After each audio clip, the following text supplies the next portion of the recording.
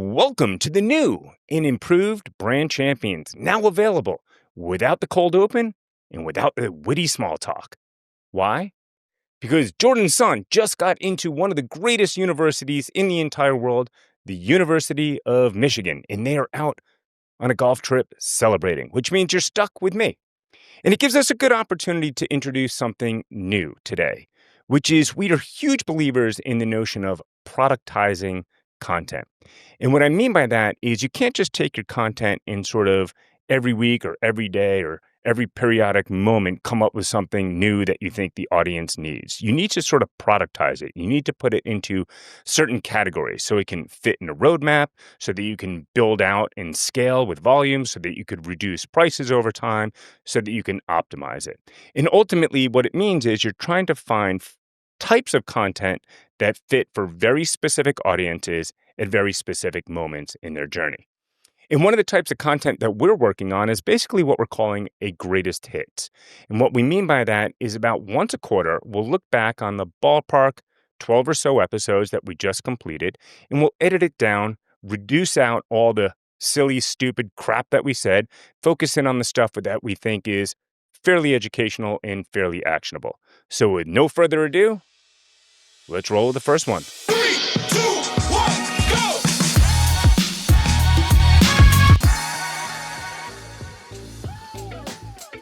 This is what we want to do with the show.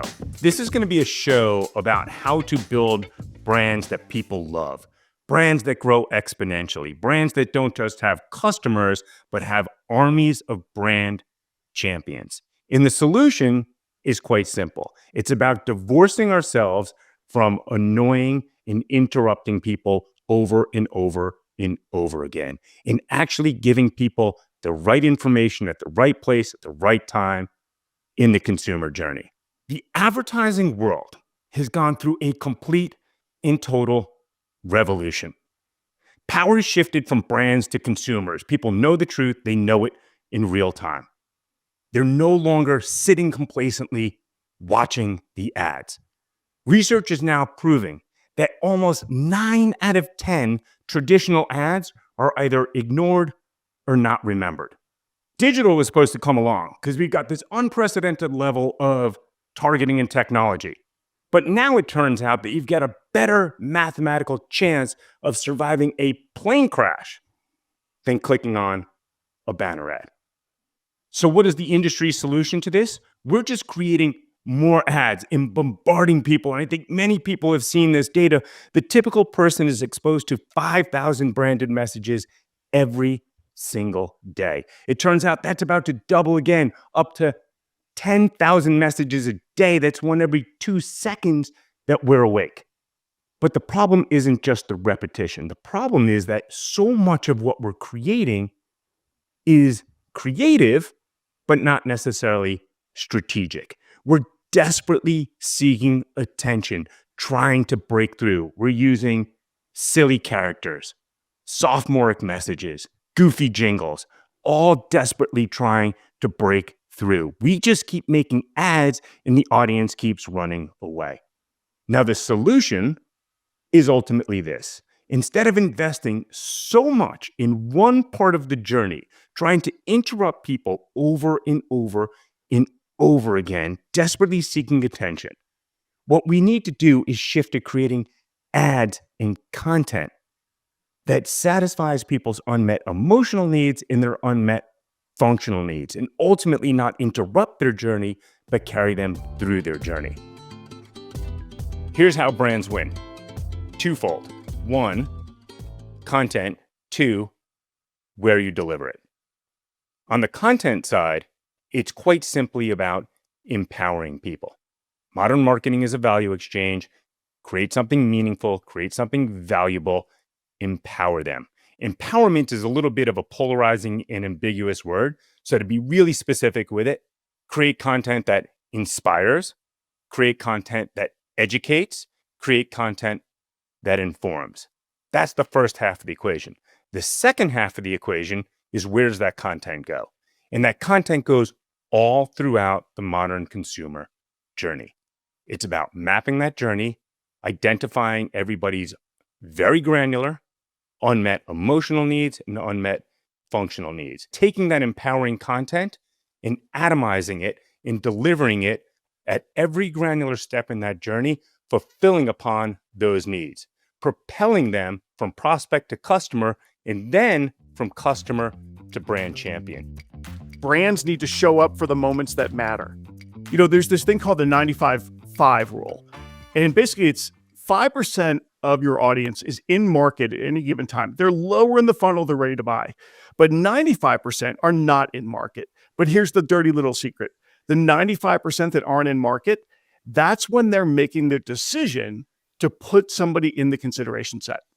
That's when they're deciding, am I going to put this bank or this bank into the consideration set when I'm ready to get a home equity loan, or I'm ready to finally get a cashback card.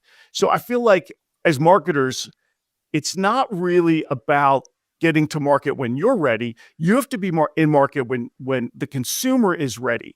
And I just feel like over and over again, we've seen big brands embrace these huge campaigns, and they go out in the spring and they blanket the airwaves. And at the end of the day, it all goes dark.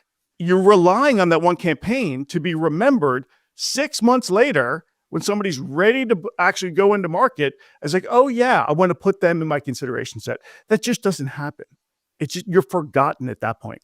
I think that's where like understanding how can I be in front of my customer at these moments that matter all the time. Because if you're there during the moments that matter, great. If you're not, then you don't matter as a brand. A lot of people are now referring to this as the value exchange. I like to nerd out to this a little bit and call it the data exchange. And what that means is every single brand in the world keeps talking about how they want more and more data.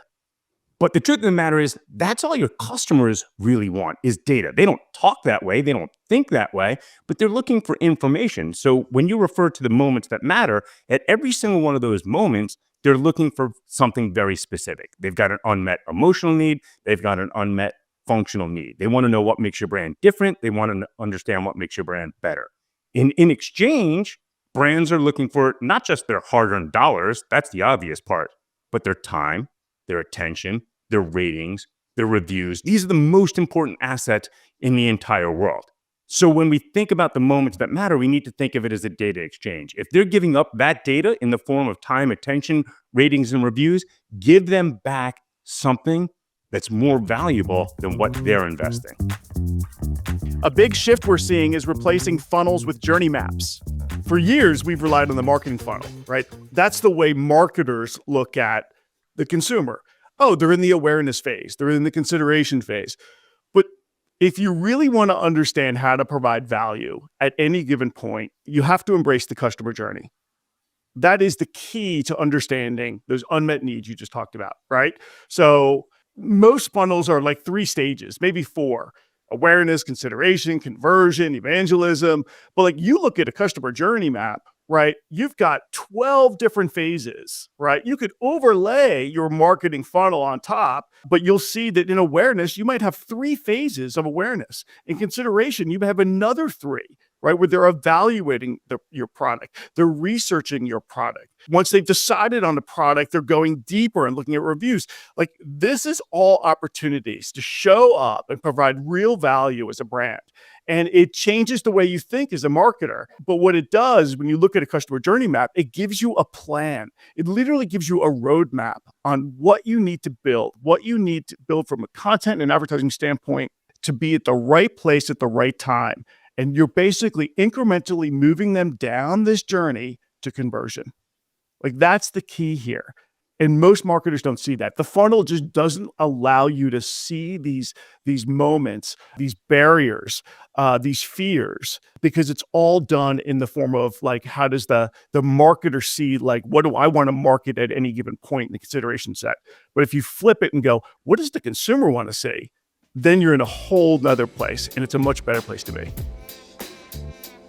I think journey maps have really been embraced, and it really helps an organization move from being, let's say, a product-led strategy, right? Or a sales-led strategy to a consumer-led strategy.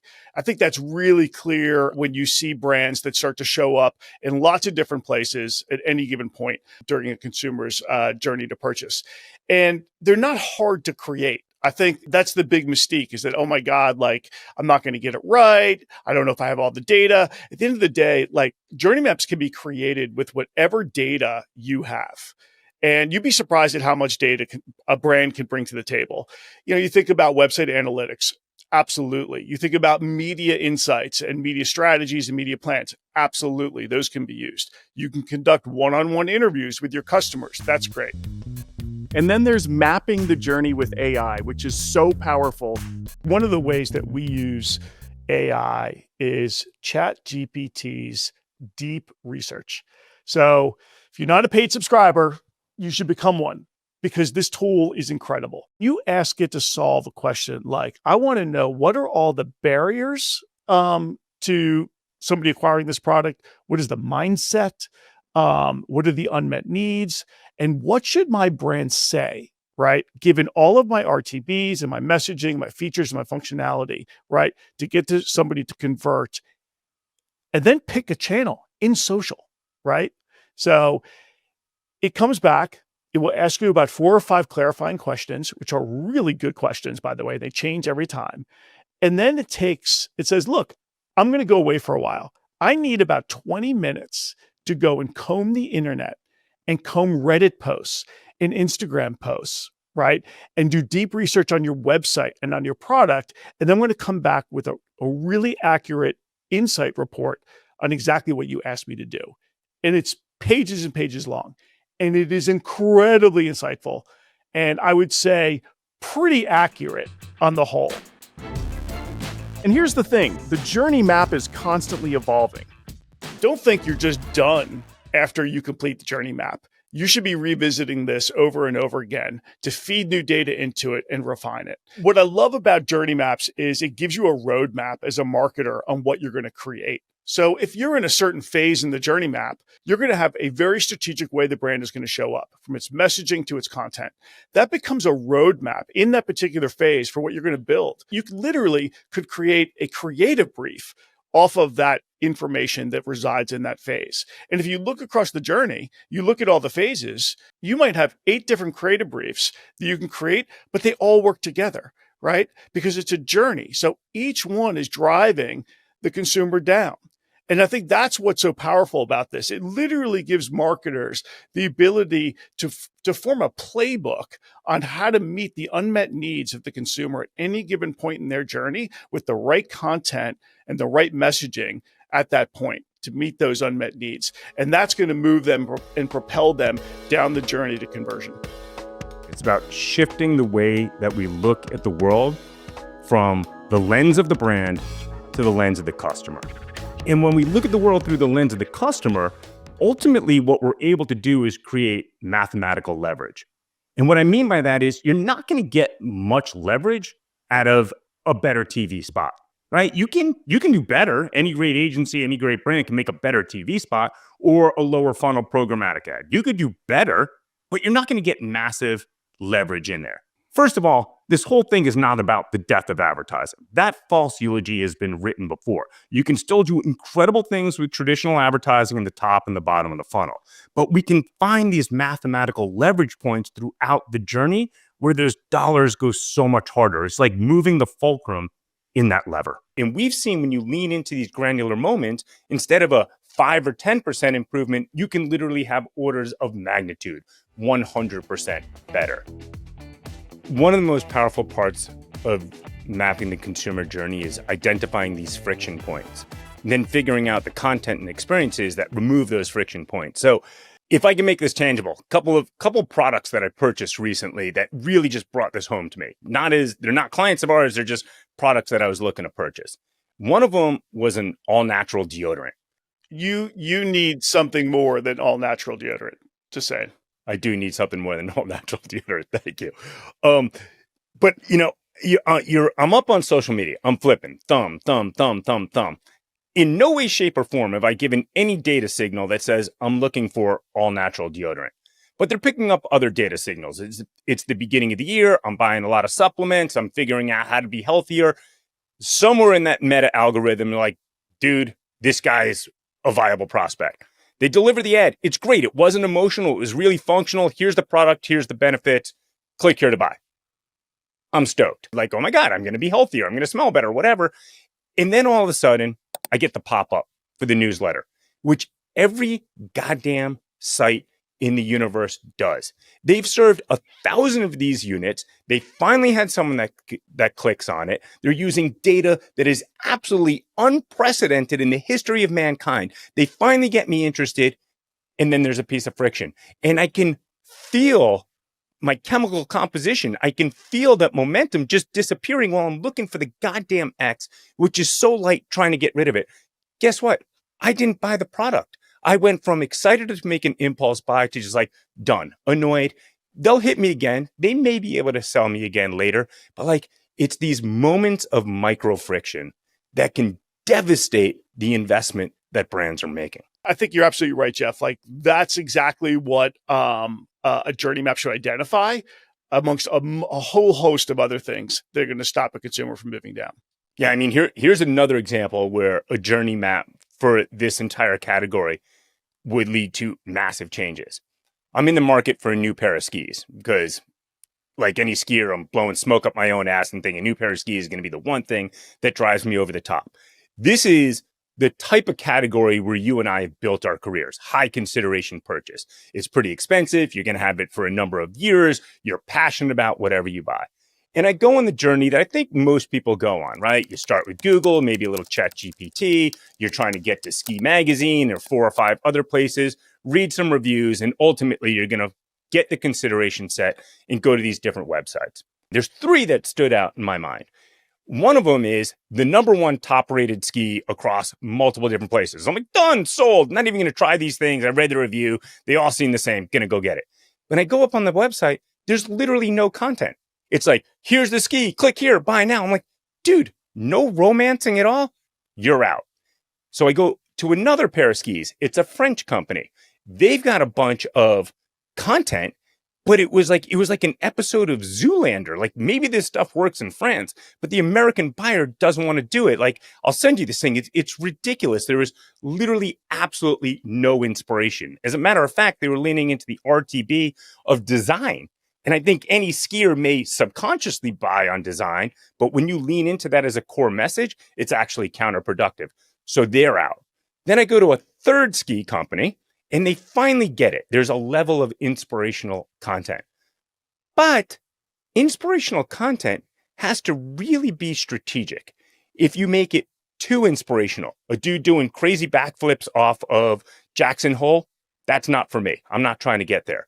Someone who's not inspirational enough, I'm not that excited. And that's what this company had. I found the pair of skis, great reviews. I watched the video, and this guy's kind of carving some turns. And I'm like, he's probably better than me. He's not fundamentally better than me. He's not exciting me at all. 1, 2, 3 pair of skis, didn't buy any of them because I either had no content or the wrong content. And I think great content inspires, it educates, and informs. And by having that journey map, you're going to find those need states and figure out how to invest in them. Yeah, it reminds me of a journey map we created for Pelican products. And I remember we're trying to sell this product, and it was basically like a small case. It was new to the market. And the thing we were running up against is consumers, they liked the case. They had no idea how to use it, right? They didn't know what to put in it. It was waterproof, it was shockproof, it was all this sort of stuff. But these are the series of ads we created. And we realized that one of the unmet needs was consumers just couldn't understand what they were going to put in it, right? And so when we showed these ads, it's basically mid-funnel ads, right? They're very like product demo, illustration of how to use it, stuff like that. Turns out that these ads converted better than our lower funnel DR ads that had offers in them. And this is perfect because we addressed a need at that very moment that people had. We knew a lot about them. We knew what they were searching for at that particular phase in the journey. And we were able to serve up these ads and they converted at a higher rate. So that was like a big aha moment for us as an agency, right? Where we realized, one, the journey map and understanding needs really works. And 2, if you create really great content, right? We use that stop motion. But if you create really great content at the right point, and this is clearly not emotional content, what we just showed is functional content, it converts, and it converts really well. It's such a massively important point. Like, obviously, we want to lean into emotional content. Obviously, great ads are emotional, and it's what drives our industry. It's what drives interest in brands. But I think time and time again, we've seen when we tip the scales just a little bit more functional, in particular at the right moment in the journey, that's what drives real business growth. We don't always have to be telling stories that make people laugh and cry. There's a time and place for that in the journey, but sometimes you just need to be functional. Tell people, this is what the product does. This is what makes it different and better than the competition. Why isn't every brand on the planet adopting this approach, right? Think of it as like, let's make a deal. Behind door number one, behind door number two. Behind door number one, you got a bunch of people who are probably not in market, probably not paying attention, and you're hitting them with the same message over and over and over again till they're absolutely annoyed. Behind door number two is you understand almost everything you need to know about that customer, and you're giving them the exact information at the exact moment that they need it. Not just to become a customer, but ultimately to become a brand champion and carry that message forward for you better than paid advertising ever could. If you were to look at that with fresh eyes, no one would be like, yeah, give me door number one. Everyone's going door number two. So why aren't they? And the answer that we figured out is there's a machine. And this machine has been built almost over a century. It's books, magazines, undergrad, grad school, articles, awards, the Super Bowl, and even a city in the south of France that turned itself over to celebrate one thing, which is the art of the 30-second spot, where 9 out of 10 of those 30-second spots aren't even noticed or remembered. And whenever I think about our journey, I always come back to this line from the end of Michael Lewis's Moneyball. The big line in it is, first one through the wall, get bloodied. Always.